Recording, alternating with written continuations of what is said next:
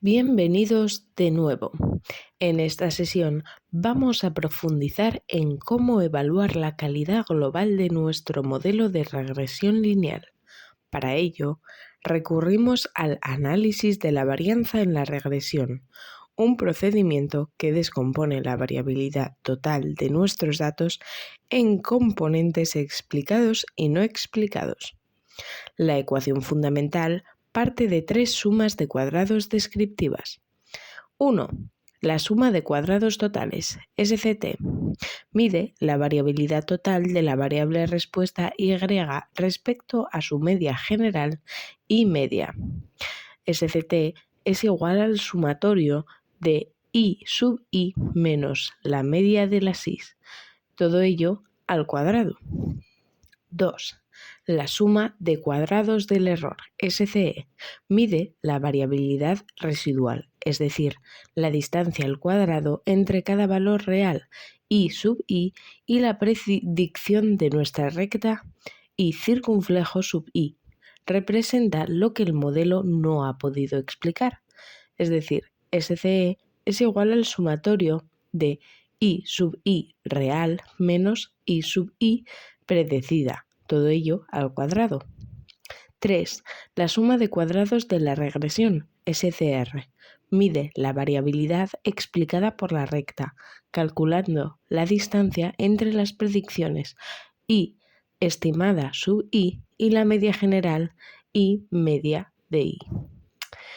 SCR es igual al sumatorio de I estimada sub I menos I media, todo ello al cuadrado. Si nuestro modelo con pendiente no nula es verdaderamente útil, esperamos que la SCE disminuya de forma significativa respecto a la SCT. Ambas partes se relacionan directamente mediante la ecuación SCR es igual a SCT menos SCE. A partir de aquí, definimos el coeficiente de determinación, R cuadrado sub XY, un indicador acotado entre 0 y 1 que nos dice la proporción de variabilidad explicada por la regresión. R cuadrado sub XY es igual a SCR partido de SCT, o lo que es lo mismo, 1 menos SCE partido de SCT.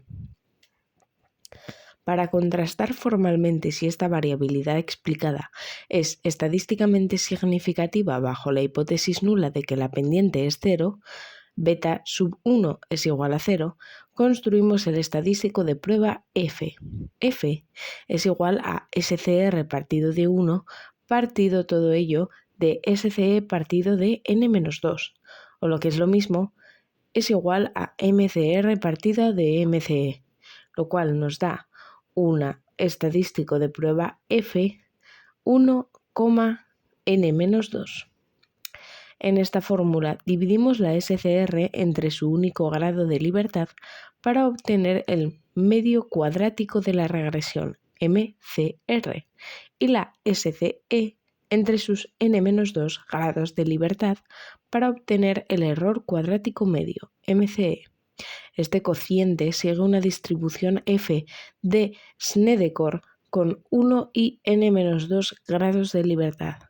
Además, como propiedad matemática, este valor F equivale exactamente al estadístico de la pendiente al cuadrado, es decir que F es igual a t de student al cuadrado sub B1. Es fascinante comprobar cómo la estadística une sus propios cables conductores. En esta diapositiva vemos la demostración matemática de que el estadístico de contraste para la pendiente T sub B1, el estadístico para el coeficiente de correlación de Pearson, T sub RXY, y la raíz cuadrada del estadístico global F de la diapositiva anterior son, en realidad, el mismo parámetro bajo distintas formas algebraicas. Observemos la cadena de igualdades. T sub B1 es igual a B1 partido de sigma circunflejo sub B1, que es igual a R sub XY por S sub I partido de S sub X, todo ello partido por la raíz de MCE partido de SCX. Esto nos da igual a r sub xi por la raíz de n-2, todo ello partido por la raíz de 1 menos r al cuadrado sub xi. Esto es igual a t sub rxi. Sustituyendo la pendiente B1 y su error estándar y cancelando las sumas de cuadrados correspondientes, llegamos a una expresión que depende única y exclusivamente del coeficiente de Pearson R sub xi y del tamaño muestral n.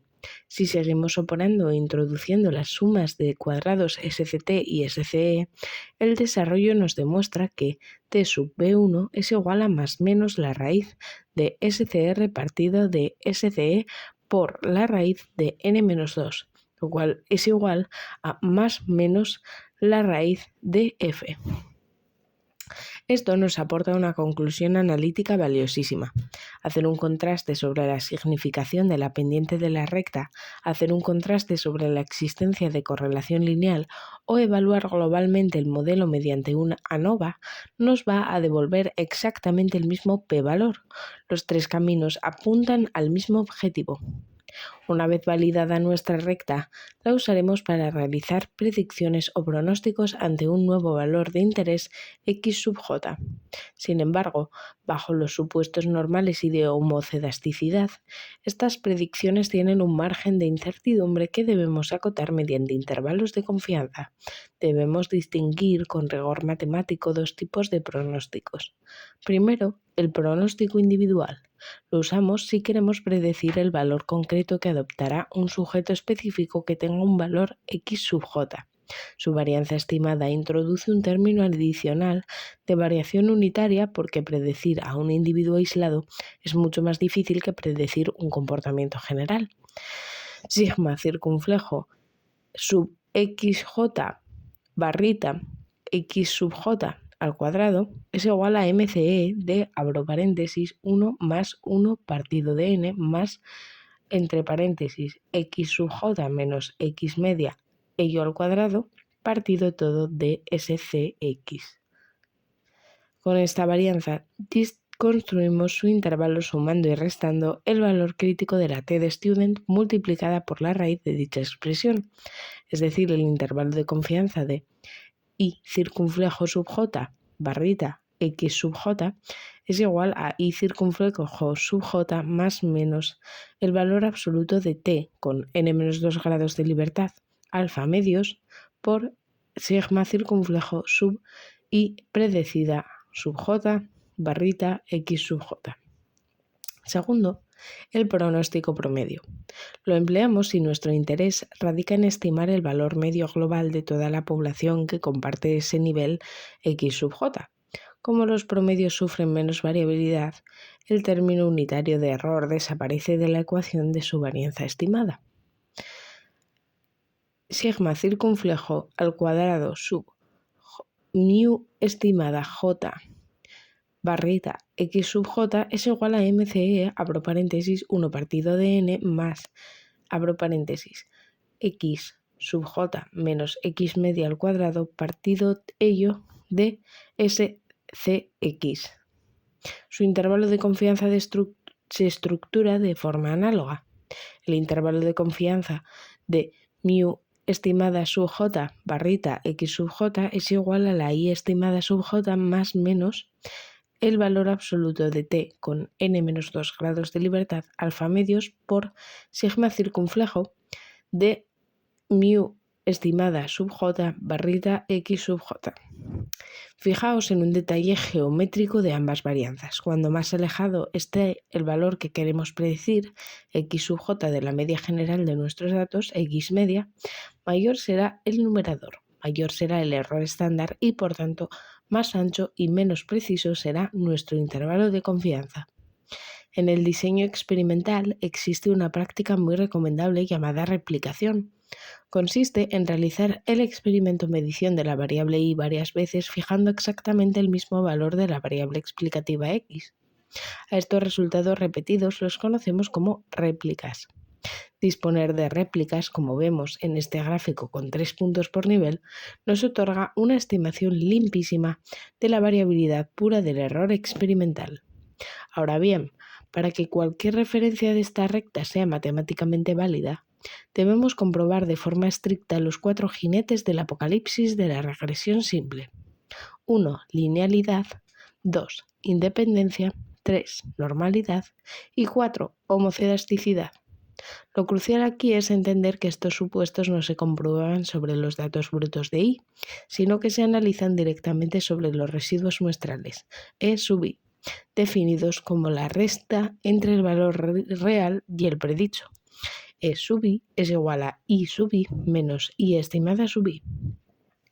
Demos el salto conceptual hacia la regresión lineal múltiple. En el mundo real, los fenómenos científicos raramente se explican por una sola causa.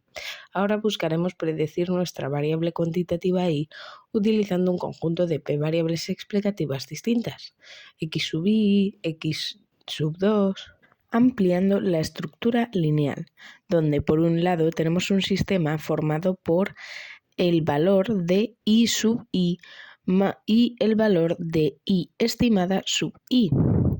Volvemos a aplicar el criterio de mínimos cuadrados para minimizar la SCE. Una vez resuelto el sistema, la inferencia se ramifica en 2 niveles. Por un lado, podemos evaluar la significación individual de cada coeficiente mediante la hipótesis H0 B sub J es igual a 0. Su estadístico T y su intervalo de confianza se asocian a una distribución T de student que ahora cuenta con n-p-1 grados de libertad, debido a que hemos estimado P pendientes más el intercepto. T sub B sub J es igual a B sub J partido del error estimado de B sub J, que esto nos da una distribución T de student de n-p-1 grados de libertad. Por lo tanto, podemos calcular un intervalo de confianza sub beta sub j, que es igual a b sub j más menos este valor T de student que acabamos de calcular, alfa medios, por el error estimado de P sub J. Por otro lado, realizamos el contraste global del modelo para verificar si al menos una de las variables explicativas aporta información relevante. Planteamos la hipótesis nula de que todas las pendientes son simultáneamente 0. H0 beta sub 1 es igual a beta sub 2 igual a beta sub p, que es igual a 0. Basándonos en la descomposición de la variabilidad, en la que SCT es igual a SCR más SCE, construimos el estadístico F global ponderado por sus respectivos grados de libertad, ajustándose a una distribución F entre paréntesis P, N menos P menos 1. F es igual a SCR partido de P, todo ello partido de SCE partido de N menos P menos 1. Esto nos da igual a MCR partido de MCE, lo cual es más o menos una distribución F de P, N menos P menos 1. Respecto a los supuestos del modelo múltiple, heredamos los mismos 4 requisitos anteriores evaluados sobre los residuos: linealidad, independencia, normalidad y homocedasticidad. Pero se añade un quinto supuesto crítico: la ausencia de multicolinealidad. Debemos garantizar que no existan relaciones lineales entre las propias variables explicativas x sub j, ya que eso desestabilizaría por completo el cálculo matemático de nuestros coeficientes. Existe un error común que debemos aclarar de forma directa. Un modelo puede ser geométricamente curvo en una gráfica y, sin embargo, seguir siendo clasificado formalmente como un modelo de regresión lineal. En estadística, la palabra lineal se refiere estrictamente a que el modelo sea lineal en sus parámetros beta sub j, sin importar que las variables x estén elevadas a potencias o transformadas. Observemos estos 3 potentes ejemplos de modelos estadísticamente lineales. 1. Regresión polinómica. Introducimos la misma variable x elevada al cuadrado para capturar curvaturas o parábolas. Y sub i es igual a beta 0 más beta 1 por x i1 más beta 2 por x al cuadrado de i1 más error de i. 2. Modelos con variables transformadas. Aplicamos logaritmos, raíces cuadradas o exponenciales a los datos numéricos iniciales. Como los betas siguen multiplicando de forma simple, la linealidad analítica se mantiene. Logaritmo de i sub i es igual a beta 0 más beta 1 por la raíz de xi1 más beta 2 por el exponencial de xi2 más el error de i. O 3. Modelos con efectos de interacción. Añadimos un término que es el producto cruzado de dos variables, xi1 por xi2. Esto permite modelizar situaciones donde el efecto de una variable predictora cambia por completo según los niveles que adopte otra variable.